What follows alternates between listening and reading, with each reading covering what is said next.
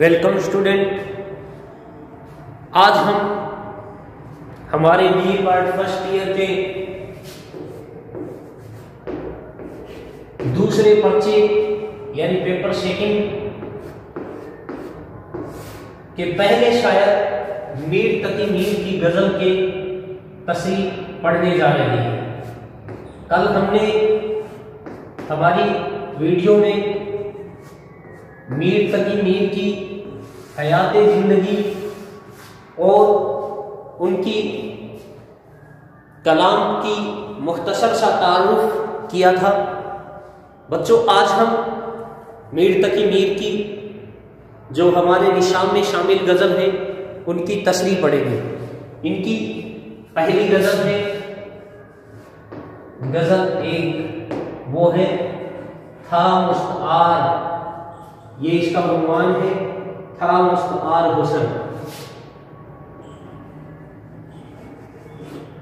था मुस्तआर, ये इनकी गज़ल नंबर 1। तो चलिए इनकी पहली गज़ल की तस्रीर पढ़ते हैं। शेर बा शेर हम इनके गज़ल की तस्रीर पढ़ेंगे।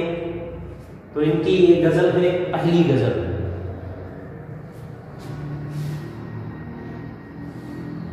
हम अच्छी तरह से जानते हैं कि मीर तकी मीर हुस्न इश्क की शायरी में महारत रखते थे। उनकी शायरी उर्दू ज़बान की वो शायरी है जो इस ज़बान को शीरी बना देती है, मीठी बना देती है और शादा और शहल बना देती है। तो चलिए यहाँ से शुरू करते हैं मीर तकी मीर की पहली गज़ल के अशार से शुरू करते हैं। इनकी पूरी शेर बा शेर तस्वीर शुरू करते हैं। लिखते हैं, था मुस्तआर हुस्न से उसके जो नूर था, खुर्शीद में भी उस ही का जर्रा ज़हूर था। यानी शायर यहां खुदा के हुस्न की चर्चा कर रहे हैं, अपने हकीकी इश्क का बयान कर रहे हैं, अपने रब तआला के हुस्न का बयान कर रहे हैं कि वो कितना हसीन है, उसका जो नूर है वो कितना हसीन है कि सूरज का एक जो इतना बड़ा सूरज नुमा ये गोला हमारी जमीन को जो आबोताब बख्श रहा है, ये तो उसके नूर का एक छोटा सा कतरा है। तो चलिए इसकी तस्रीर पढ़ते हैं। मीर कह रहे हैं कि कायनात की तमाम चीजें खुदा के नूर और हुस्न के मोहताज है, यानी मुस्तआर यानी उधार लिए हुए मोहताज है। हर सही में उसी का नूर और जलवा नुमाया है। सूरज जो इतनी आबोताब से चमकता है, उसमें खुदा के नूर के एक मामूली से जर्रे की रोशनी है जिसकी वजह से वो चमक रहा है। दूसरा शेर, हंगामा गरम कुन जो दिल ना सबूर था। ये देखिए हुस्ने मुतला पेश किया है शायर ने। पहला शेर होता है मतला और दूसरे शेर में भी अगर रदीफ और काफिया दोनों मिसरों में पेश किए जाए तो वो होता है हुस्ने मुतला। तो इसमें हंगामा गरम कुन जो दिल ना सबूर था, पैदा हर एक नाले से शोरे नशूर था। शायर यहाँ कयामत का जिक्र कर रहे हैं कि शोर जो कयामत का जो शोर है उसको अपनी आह व बका का अपने एहसास के बारे में बयान कर रहे हैं कि मेरे दिल के जो शोर है वो ऐसा सा है, दिल में जो आह है निकल रही है। तो लिखते हैं कि अपनी आह व बका और एहसास के बारे में कह रही है कि मेरे बेकरार दिल से जो एक आह निकल रही है, उससे एक हंगामा सा बर्पा हो रहा है और उससे जो शोर पैदा हो रहा है वो कियामत के शोर के जैसा सा है। यानी कि मेरी आहें बहुत तेज और सख्त है। इसमें शायर ने मुबालगे का इस्तेमाल किया है, मुबालगा आमेज तस्बीह का इस्तेमाल किया है। तीसरा शेर, पहुंचा जो आपको तो पहुंचा खुदा के तई। लिखते हैं पहुंचा जो आपको तो पहुंचा खुदा के तई, मालूम अब हुआ कि बहुत मैं भी दूर था। मीर यहां बयान कर रहे हैं कि हमने खुदा को बहुत तलाश किया, यानी बयान कर रहे हैं कि खुदा तो हर जगह मौजूद है, उसके होने का बयान कर रहे हैं और कह रहे हैं कि मैं ही क्या था, उससे दूर था, मैं ही पहचान नहीं पा रहा था। तो लिखता है कि हमने खुदा को बहुत तलाश किया और इसी जुस्तजू में जब हमने अपने वजूद पर गौर किया तो हमको खुदा के एक होने और हर जगह होने का सबूत मिला, जिससे मालूम हुआ कि वाकई हम खुदा से बहुत दूर थे, जबकि वो हमारे पास ही था। अगला शेर चौथा, आतिश बुलंद दिल की ना थी वरना ए कलीम। आतिश बुलंद दिल की ना थी वरना ए कलीम, यक शोला बर्फ खरमन सदको है तूर था। शायर देखिए, इस शायरी में हजरत मूसा अलैहिस्सलाम का जिक्र हुआ है और यहां शायर कह रहे हैं कि ए कलीम हजरत मूसा, हमारे दिल की आतिश इतनी बुलंद ना थी, अगर उसकी सोजश और गर्मी तेज होती तो कोहे तूर जैसे पहाड़ के सैकड़ों दामनों के लिए हमारी आह का एक शोला ही काफी था। इसमें शायद इसमें तंज है मूसा के इश्क पर, यानी इसने मूसा के इश्क पर तंज दिया है शायर। अगला शेर, मजलिस में रात एक तेरे परतों के बगैर। मजलिस में रात एक तेरे परतों के बगैर, क्या समा क्या पतंग हर एक बेहजूर था। महबूब के महफिल में न आने की शिकायत कर रहे हैं, खुद महफिल में पहुंचे हुए हैं, इनका महबूब महफिल में नहीं पहुंचा, उसके ना पहुंचने की शिकायत कर रहे हैं कि जनाब आप रात महफिल में मौजूद ना थे, जिसकी वजह से सारी महफिल सूनी सूनी लग रही थी, समाएं भी रोशन थी और पतंगे परवाने भी मौजूद थे, लेकिन आपके ना होने से सब कुछ बेरौनक लग रहा था।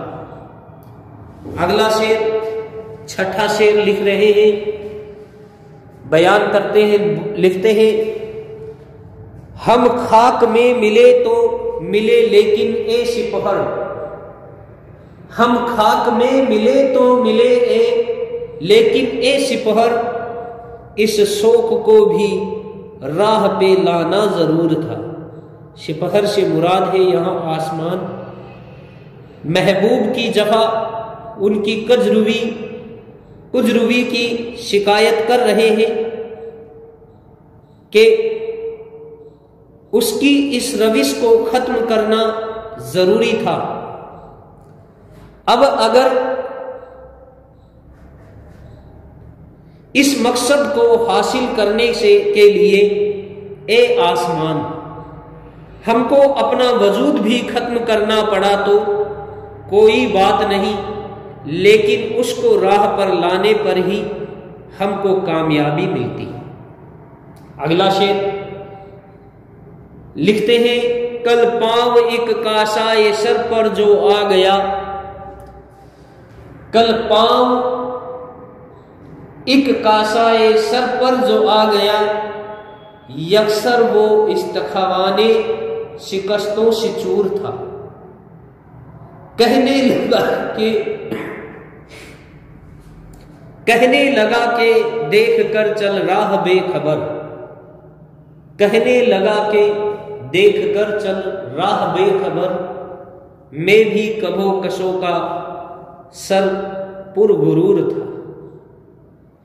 मीर यहां बयान कर रहे हैं कि इत्तेफाक से कल मेरा पांव एक ऐसी खोपड़ी पर इस्तखवाने शिकस्तों यानी सूखी हुई खोपड़ी पर पड़ गया जो बिल्कुल बोशीदा सी हो चुकी थी। उसने ठोकर के बाद कहा कि ए बेखबर इंसान, आंखें खोलकर होश के साथ चल, क्योंकि तू जिसको अपने पैरों तले रोंद रहा है वो भी कभी किसी ना किसी का सर हुआ करता था, जो हमेशा गुरूर से बुलंद रहता था। कहीं ऐसा ना हो कि तेरा भी यही अंजाम हो, इसलिए इससे इबरत हासिल कर। अगला शेर, आखिरी शेर मक्ते का शेर था। वो तो रश्क हूर बहसती हम ही में मीर, समझे ना हम तो फहम का अपनी कसूर था। शायर अपने महबूब के बारे में बयान कर रहे हैं कि मेरा महबूब के हुस्न व जमाल के बारे में बयान कर रहे हैं कि जो मेरा महबूब है, जिस पर कि जन्नत की हूरें भी रश्क करें, वो हमारे ही दरमियान था, लेकिन हम उसको समझ ना सके, उसमें उसका कोई कसूर ना था, ये हमारी कोताह फहमी ना समझी थी। यहां शायर ने इस गजल में अपने महबूब के हुस्न की चर्चा की है, अपने महबूब के हुस्न का, उसके जमाल का तज़किरा किया है, छेड़ा है। अगली गजल, दूसरी गजल का जो उन्वान है वो लिखते हैं।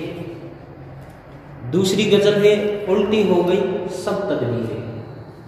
गजल नंबर 2। उल्टी हो गई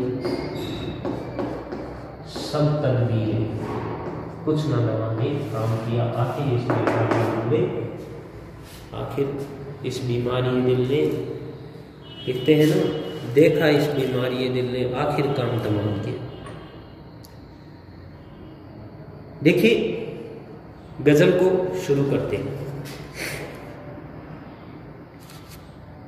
लिखते हैं उल्टी हो गई सब तदबीरें, उल्टी हो गई सब तदबीरें, कुछ ना दवा ने काम किया, देखा इस बीमारी दिल ने आखिर काम तमाम किया। शायर बयान कर रहे हैं अपने इश्क की दास्तान, अपने दिल के जज्बात, अपनी दिली कैफियत का बयान कर रहे हैं और बता रहे हैं कि हमको जो दिल की बीमारी हुई उससे छुटकारा पाने की हर मुमकिन कोशिश की, लेकिन हमको कामयाबी ना मिली, यानी मर्ज बढ़ता गया ज्यों ज्यों दवा की, आखिर उसने हमको मौत तक पहुंचा ही दिया। यानी हमारे जो मर्ज लगा, जो बीमारी लगी, वो थी दिल की बीमारी। उसकी हमने उस मर्ज को खत्म करने की खूब ताबीर की, खूब कोशिश की ताकि उसको खत्म किया जा सके। दवा ली, दवा ने भी काम नहीं किया, आखिरकार इस दिल की बीमारी ने हमारा काम तमाम कर दिया।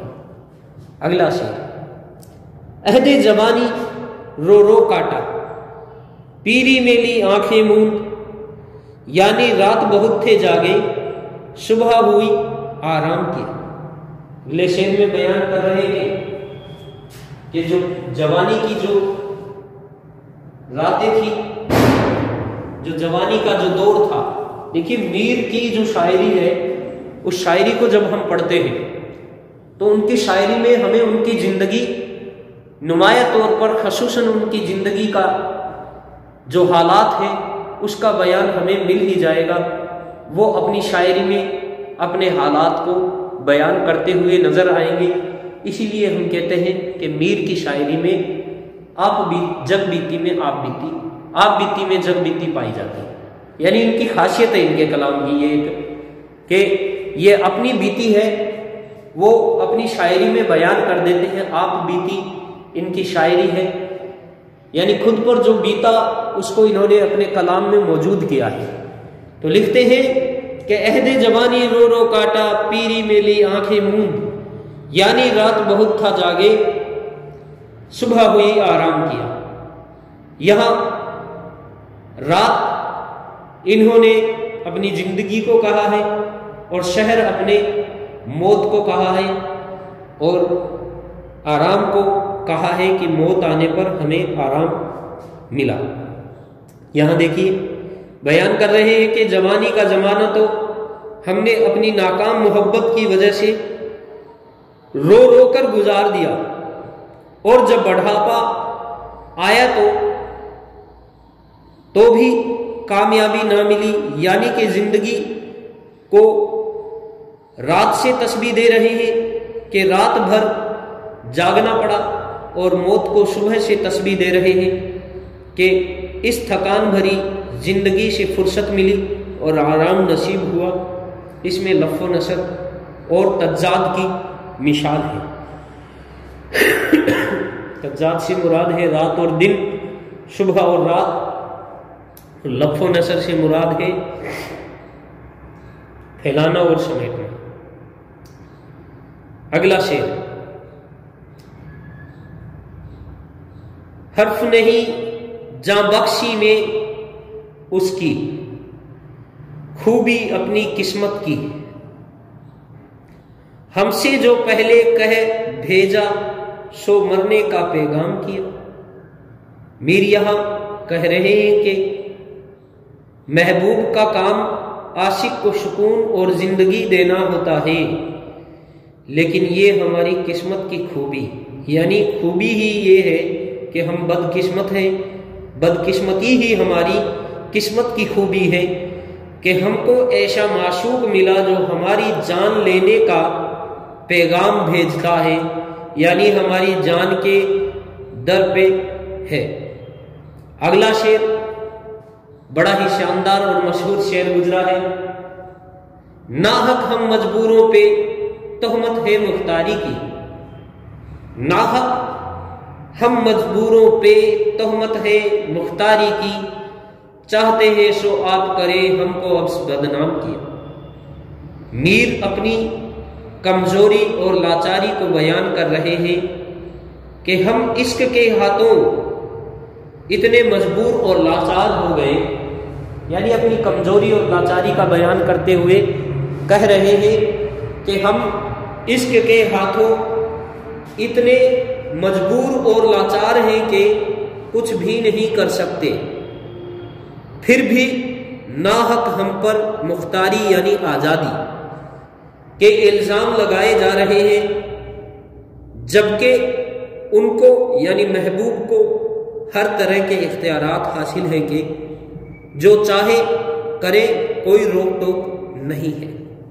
अगला शेर, पांचवा शेर, सारे रंद ओ बाश जहां के मुझसे सजूद में कहते हैं, सारे रंद बाश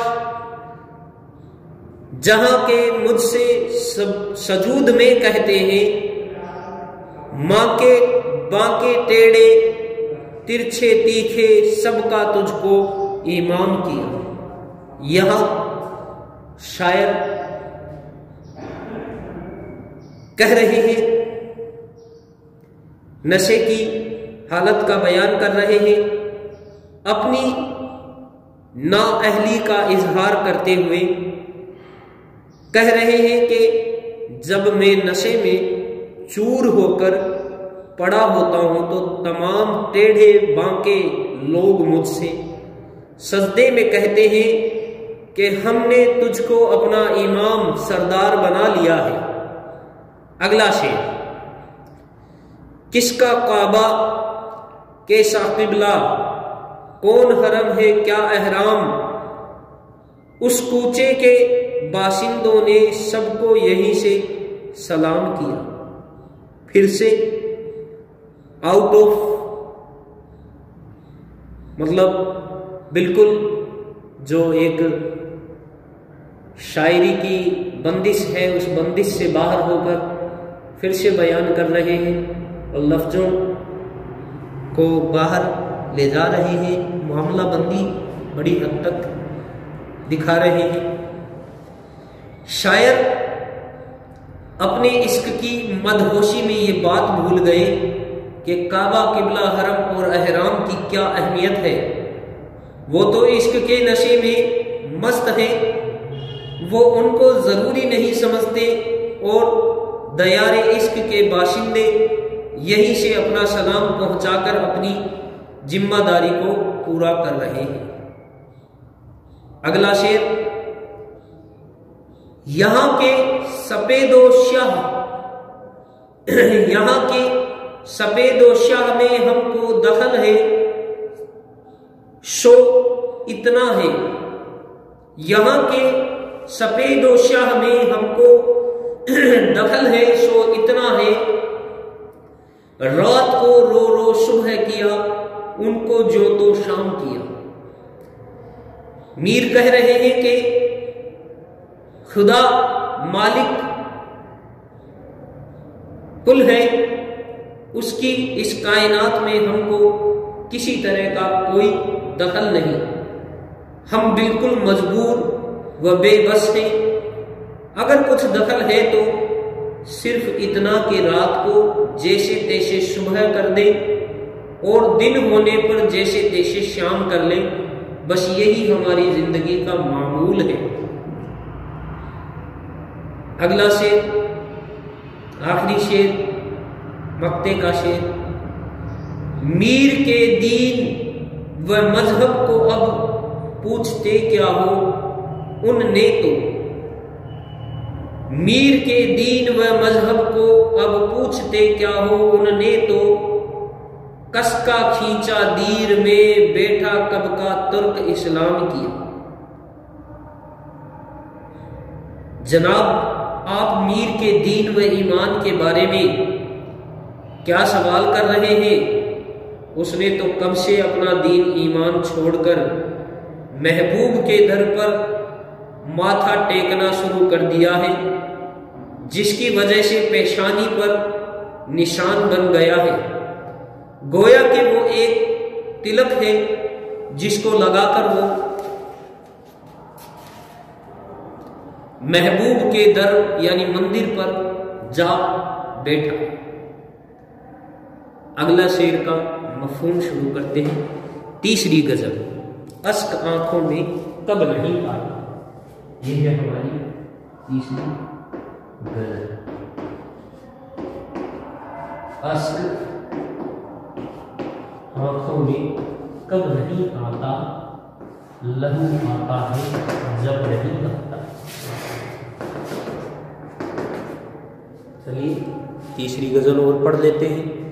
तीसरी गजल में शायर क्या बयान कर रहे हैं। बड़ी ही शानदार गजलें लिखी है और देखिए इसी बिना पर इन्हें शहंशाहे उर्दू गजल कहा जाता है, खुदाए सुख्म कहा जाता है। तो चलिए शुरू करते हैं अगली गजल को। ज्यादा शेर नहीं है, 5 ही शेर हैं, छोटी गजल है। अश्क आंखों में कब नहीं आता, लहू आता है जब नहीं आता। यानी मीर अपने इश्क की जो सोजस, गर्मी, आतिश है, तपस है, उसका बयान कर रहे हैं। कह रहे हैं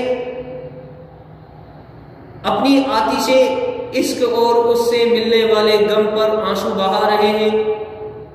और इस कदर आंसू बहे कि वो आंखों से खुश्क हो गए, यानी सूख गए, तो उनके आंसुओं की जगह पर अब लहू के आंसू आते हैं, यानी कि लहू के आंसू आंख से आने शुरू हो गए हैं, आते हैं।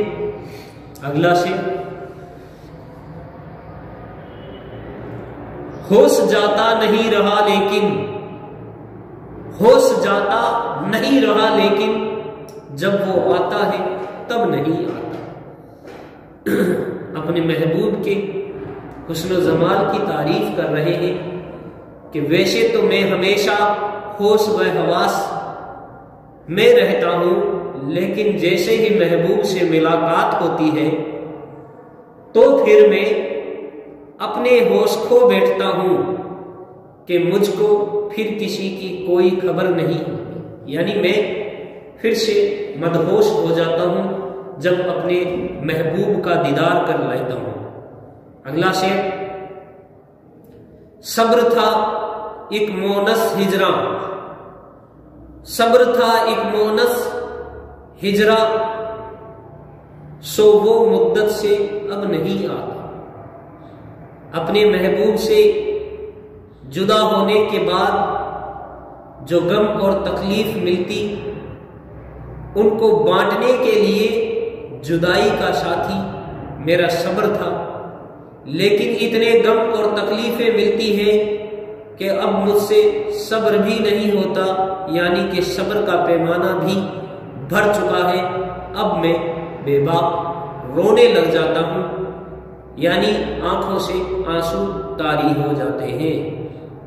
चौथा शेर, दिल से रुखसत हुई कोई ख्वाहिश, दिल से रुखसत हुई कोई ख्वाहिश, घर ये कुछ बेसबब नहीं आता।